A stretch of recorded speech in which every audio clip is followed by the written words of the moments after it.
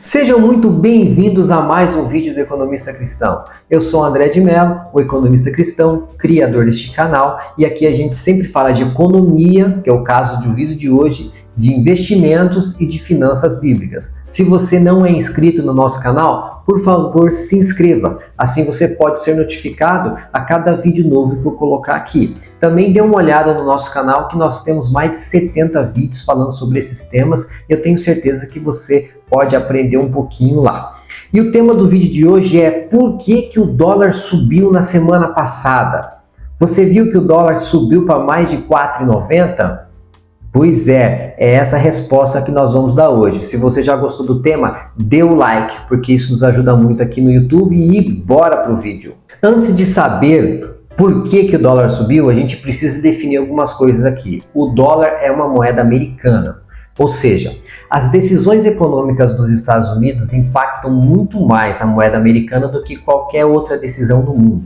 Apesar que o Brasil pode tomar algumas decisões que podem ajudar a baixar o dólar ou subir o dólar, vamos utilizar esse termo que é o mais popularmente conhecido. Só que uma ação dos Estados Unidos, que é o detentor da moeda, tem muito mais força tanto para subir o dólar como para abaixar o dólar. Vamos falar dessa forma.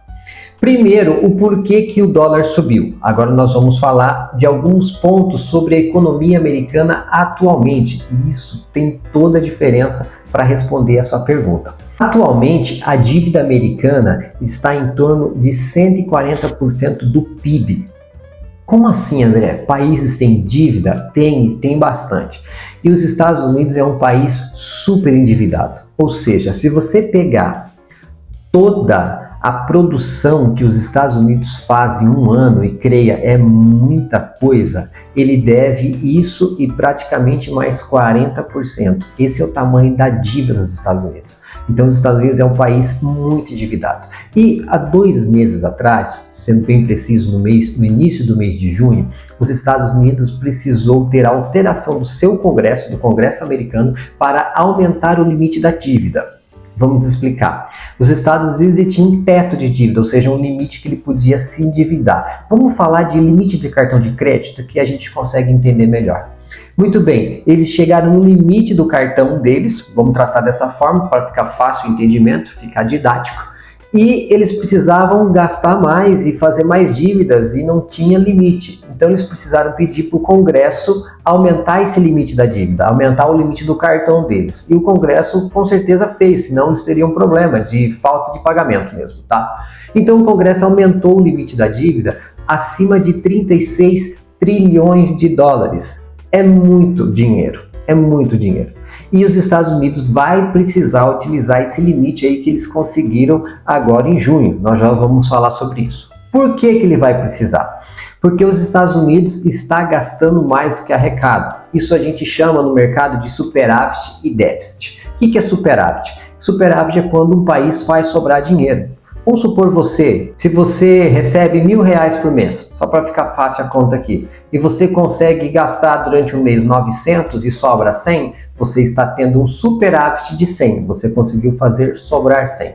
Agora, se você recebe 1.000 por mês e você gasta 1.100, está faltando 100, então você está tendo um déficit de 100. E para você cobrir esse déficit, você vai ter que fazer uma dívida, seja no cartão de crédito, seja no limite de saque especial, seja no empréstimo, alguma coisa vai ter que fazer para cobrir esse gasto aí. Bom, com países não é diferente, só que aqui as contas é com bilhões e com trilhões, falando de Estados Unidos. E os Estados Unidos está com um déficit de 6% comparando com as suas receitas, com as suas entradas. Bom, se está faltando dinheiro, como é que você acha que os Estados Unidos vai pagar essa conta? Se você respondeu dívida, você acertou. Eles vão ter que fazer mais dívidas, já que eles conseguiram aumentar o limite do cartão, lembra? Eles vão ter que fazer mais dívidas.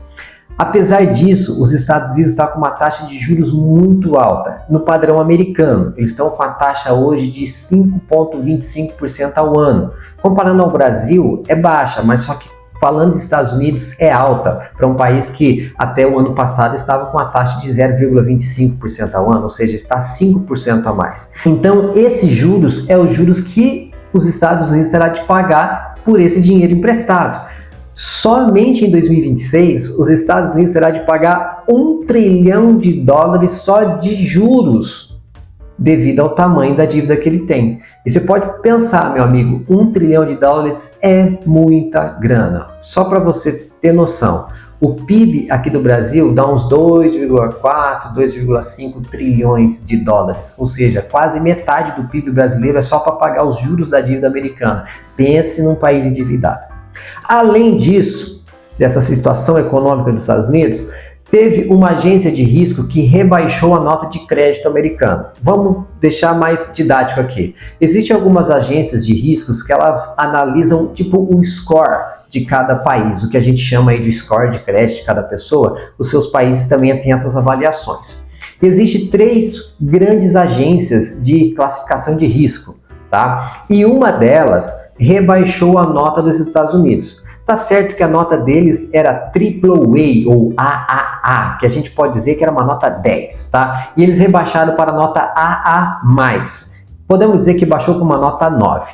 De todo caso, a nota dos Estados Unidos ainda é boa demais, tá? Se comparar com a do Brasil, vixe, é bem melhor. Mas, de qualquer forma, deu uma baixadinha.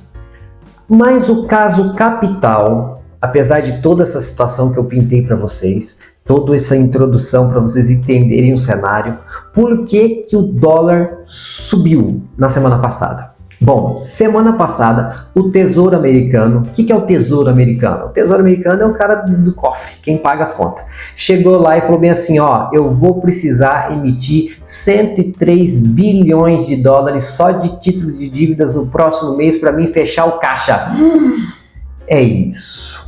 Aí você pode falar, mas André, o que tem a ver os Estados Unidos querer fazer mais dívida para fechar o caixa? Bom, lembra, eles aumentaram o limite, certo? Eles estão com déficit de 6%, então vai faltar dinheiro. Então o pessoal do caixa lá já falou, ó, vou precisar de 103 bilhões de dólares para os próximos meses para me fechar o caixa.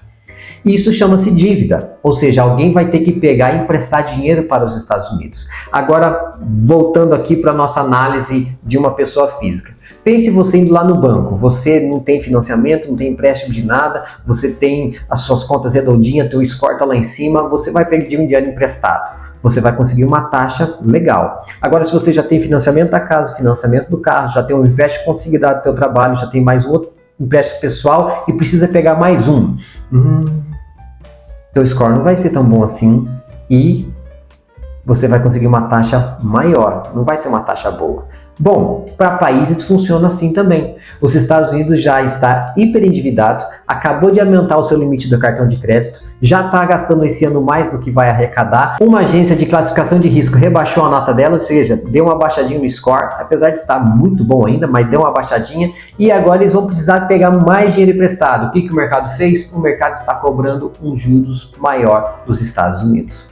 Então, apesar de todo esse cenário que parece ser ruim, os títulos de dívida americanos são considerados os mais seguros do mundo. Por quê? Porque os Estados Unidos não é um país assim que costuma dar calote, ele paga, tá? Mesmo que ele tenha que pagar $1 trilhão esse ano, ele vai pagar. A probabilidade dos Estados Unidos pagar é quase zero, por isso que é os títulos mais seguros do mundo.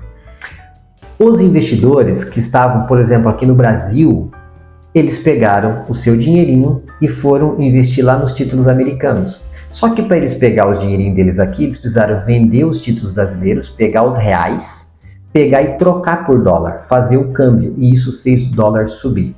Aí você pode pensar, André, mas só que isso aconteceu só no Brasil? Não, o dólar subiu no mundo todo. Subiu no Brasil, subiu na Colômbia, subiu no Chile, subiu no México, subiu no Canadá, subiu na Austrália, subiu no mundo todo. André, mas foi só por causa disso? Não, gente, nunca é por causa de um motivo só. Mas só que eu tenho certeza que o principal motivo foi esse. Os Estados Unidos precisam de 103 bilhões de dólares para os próximos meses e o mercado está cobrando uma taxa maior de juros. A taxa de juros americana para os próximos 10 anos chegou a 4,2%, que é muito alta, considerando para padrões americanos. E os investidores pegaram e pensaram, nossa, Estados Unidos pagando 4,2% ao ano e os títulos deles são muito seguros, sabe uma coisa? Deixa eu ir embora desse aqui e vou colocar o meu dinheiro lá. Então esse é o principal motivo do dólar ter subido aqui no Brasil e não só no Brasil. em praticamente todos os outros países do mundo. Se esse vídeo fez sentido para você, se você conseguiu entender um pouquinho mais sobre as dinâmicas das moedas e da parte econômica dos Estados Unidos, por favor, dê o like, porque isso nos ajuda muito a propagar o canal. Também não se esqueça de se inscrever no canal do Economista Cristão para que você possa ser notificado assim que eu colocar um novo vídeo. E Deus abençoe a todos e até mais no próximo vídeo do Economista Cristão.